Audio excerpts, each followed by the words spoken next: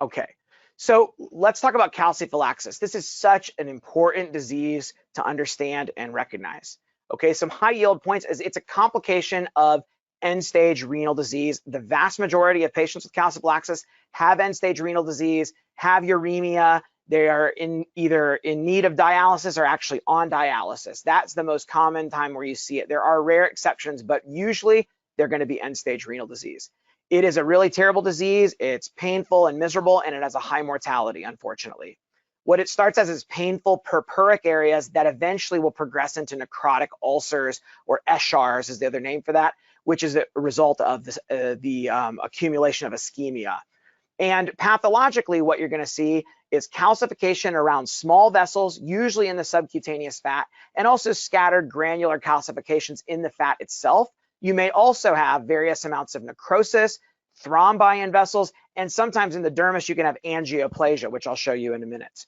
So those are clues that can help you. Here's some examples clinically. Here is purpuric, it's very painful, purpuric patches and plaques on this patient. In areas it's beginning to progress into hemorrhagic blisters. And I would like to point out one thing. This is a darker skin patient. In patients with dark skin types, brown or black skin is the way that I generically explain it to my med students, or Fitzpatrick 4, 5, whatever. The darker skin types, erythema and violaceous areas look different, okay, than on light skin. On light skin, it's easier to see pink and red. On dark skin, without practice, pink and red can really be a lot more subtle and hard to pick up on. And so it's really important, and I try to always, when I teach my students and show clinical dermatology pictures, I like to show them dark skin types and light skin types because, especially for non-tumor diseases, dermatoses and inflammatory non-neoplastic derm processes, they look different on dark skin than on light skin. And so it's a really important time to recognize the different ways that cutaneous disease present in different skin types. Okay, this is a much more severe advanced case where the skin is totally broken down and turned into this black, necrotic, awful ulcer. It's a really, really terrible disease. Now, here's the classic finding. This little vessel here, this is a little endothelial cell, a couple red cells. This little vessel, it's got a ring of calcium around it.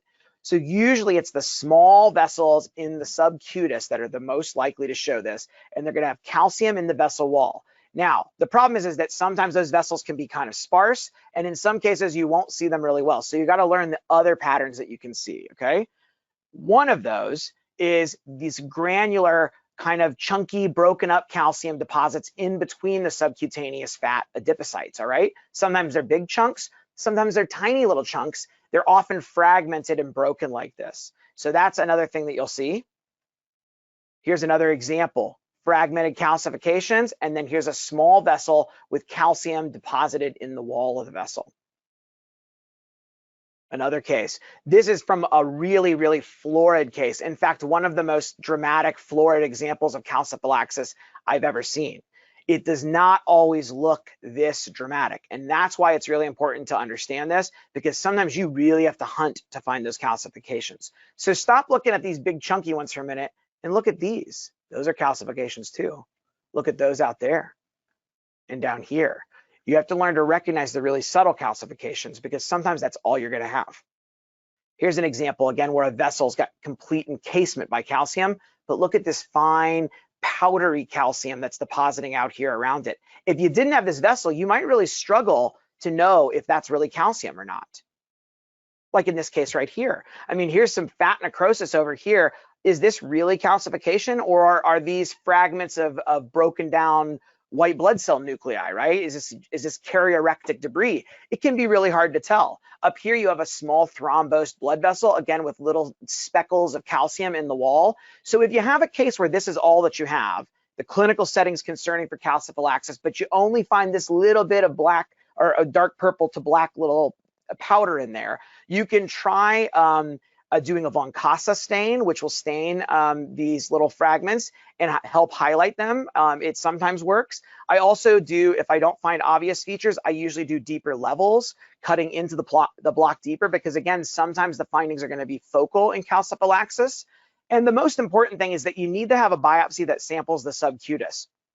Sometimes that doesn't happen. Sometimes the team will do a punch biopsy or gosh, even worse, a shave, and that's not going to show you much because the dermis has a variety of non-specific changes, but oftentimes doesn't have any calcium deposition or very minimal calcium in the dermis. The subcutis is where the money is. So what I tell my dermatology team when they're thinking about calciphylaxis is the best thing is to have an ellipse, a skin ellipse or a wedge excision, which goes all the way down into the subcutis that allows us to get a large amount of subcutis to sample.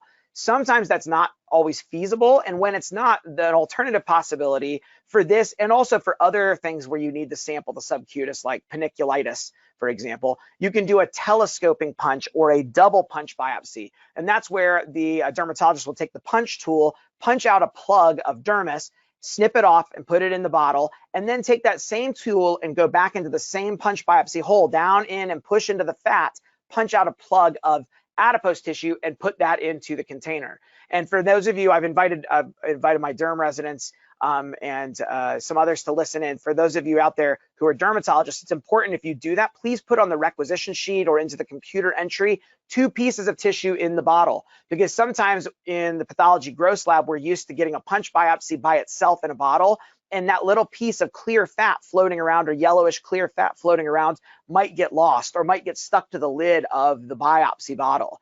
And that would be a real loss to miss out on that piece of tissue that may have the best diagnostic information. So if you're putting an extra piece of tissue in, it really helps us to make sure that we double check to make sure that we get that tissue embedded properly. All right.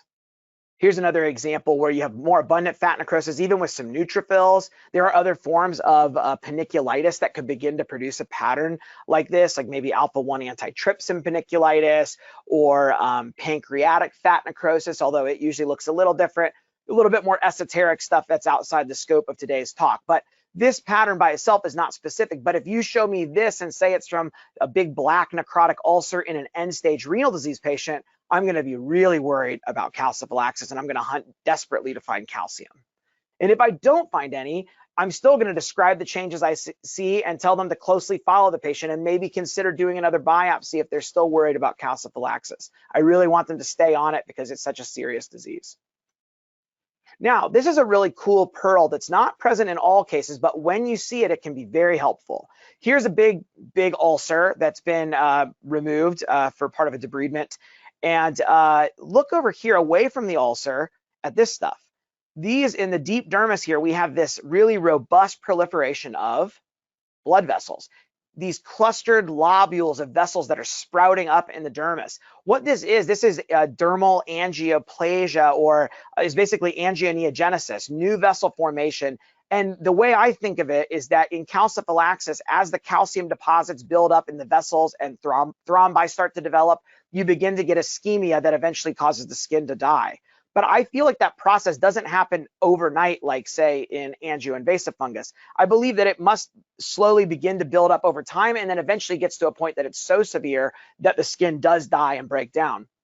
In that chronic buildup of ischemia, the response that the dermis makes is that it starts growing new blood vessels to try to supply more blood flow and more oxygenation to the skin. So this clustered lobular proliferation of vessels, kind of akin to what you would see in some areas of granulation tissue maybe, that's really helpful. If I see that in an ulcer, and again, the patient has end-stage renal disease, I'm going to bring up, this is a really worrisome finding for calciphylaxis. Even if I don't see underlying calcifications, I'm going to tell the clinical team, please go back and biopsy deeper, because this is a worrisome feature that's seen sometimes over top in the dermis over top of calciphylaxis.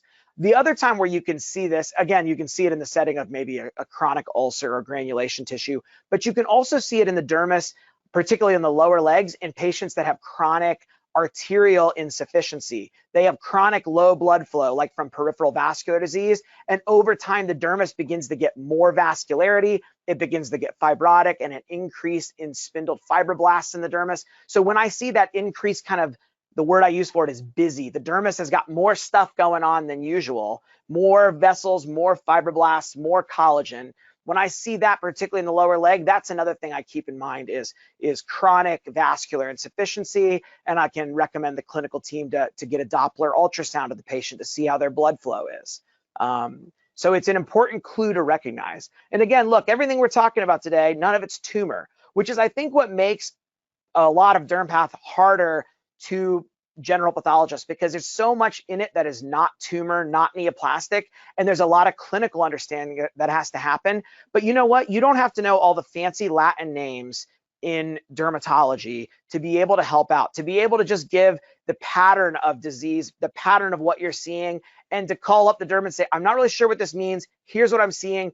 I can send it out for a consult, but I wanted to give you this preliminary info. The dermatologists have a lot of skill in dermatopathology. It's a big, it's like I think a third of their board examination. So our derm residents do months of derm path rotation during their residency. So they're actually really pretty good at derm path. And a lot of times, if you tell them what you're seeing, they can help work that out with you and put together what might be going on given the clinical setting. So that teamwork is crucial. Here's just a closer look at the angioplasia here.